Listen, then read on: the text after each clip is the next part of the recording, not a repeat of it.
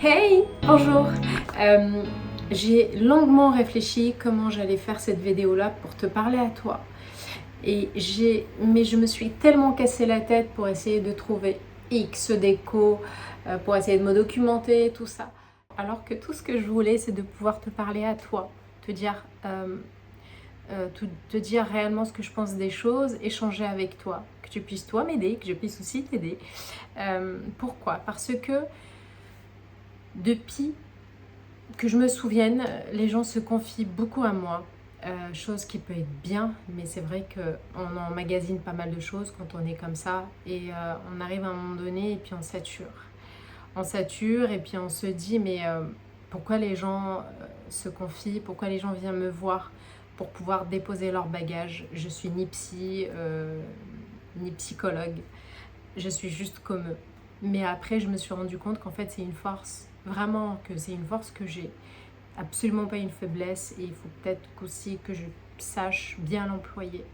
Alors j'ai continué à écouter les gens, à pouvoir les écouter, les conseiller et avoir toujours eu cette intuition-là pour pouvoir ressentir les choses, ressentir vraiment les gens. Du coup, à force d'écouter les gens, à force d'écouter les femmes surtout, les filles surtout, je me suis rendu compte en fait qu'il y avait un seul point en commun entre toutes ces filles-là. C'est que je dirais pas qu'elles sont naïves, absolument pas, mais elles sont d'une extrême gentillesse et bienveillance, et surtout elles sont empathiques. Oh bordel, l'empathie en ce moment. Être empathique en ce moment, c'est absolument pas un atout dans le monde dans lequel on vit. Alors que être empathique, c'est tellement super génial parce qu'on est des humains en fait. Mais en 2026, avoir de l'empathie, c'est être exposé aux démons, être exposé aux proies, être une proie facile. Non, pas être exposé aux proies, t'as compris ce que je veux dire. Être une proie facile. Et moi, j'ai beaucoup d'empathie. Et j'emmerde les gens qui disent que je suis facile, absolument pas du tout. Et je garde mon empathie. Après, je comprends tout à fait les gens qui en ont marre et qui veulent essayer de se protéger au maximum. Pourquoi je parle de ça? Parce que la plupart de ces filles-là, elles ont tellement d'empathie, elles sont tellement sincères et gentilles et bienveillantes, mais elles ont souvent un point en commun. En tout cas, les filles que j'ai rencontrées dans mon entourage, c'est qu'elles ont toujours un partenaire qui se nourrit de leur empathie. Un vampire, un vampathie. C'est un peu ça. Ces mecs-là, c'est vraiment des sangsues. Ils s'accrochent à elles et du coup, ils vivent grâce à ça. Mais littéralement, c'est vraiment le mot. C'est pas juste vivre, être accompagné par une personne, tout ça. Non, non, c'est littéralement sur le point financier, tout, vraiment, au quotidien. Et bordel, ces filles-là, elles ont tout un point en commun. Un point en commun.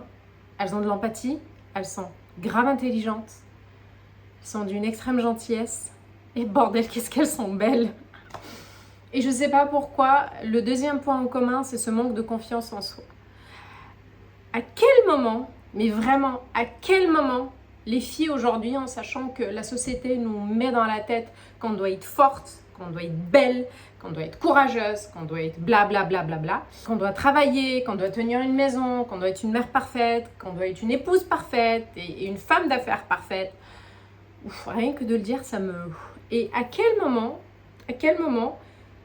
alors je sais pas à quel moment on s'est fait vraiment entuber à un point pour qu'on puisse intégrer ça dans notre crâne. Que tu sois une mère parfaite, une copine parfaite, une femme parfaite, et une amante parfaite, et une patronne parfaite, et une salariée parfaite. À quel moment on t'a mis ça dans ta tête? Donc pour toi, t'acceptes en fait qu'un homme vit à tes crochets, comme si c'était sa propre mère, mais à quel moment en fait? À quel moment t'as accepté l'inacceptable? Vraiment, à quel moment?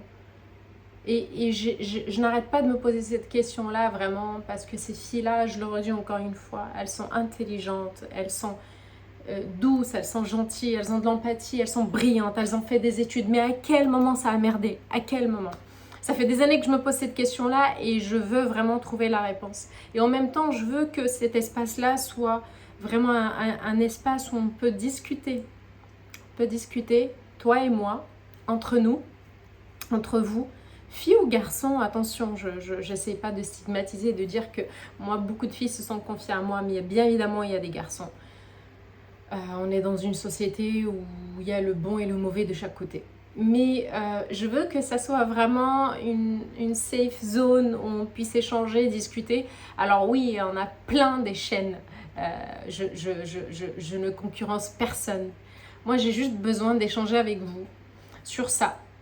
Savoir si je peux vous apporter quelque chose et également si toi tu peux m'apporter quelque chose. Voilà, parce qu'une relation c'est dans les deux sens, même si actuellement là je suis juste devant mon téléphone, mais je sais que de l'autre côté toi tu vas m'écouter.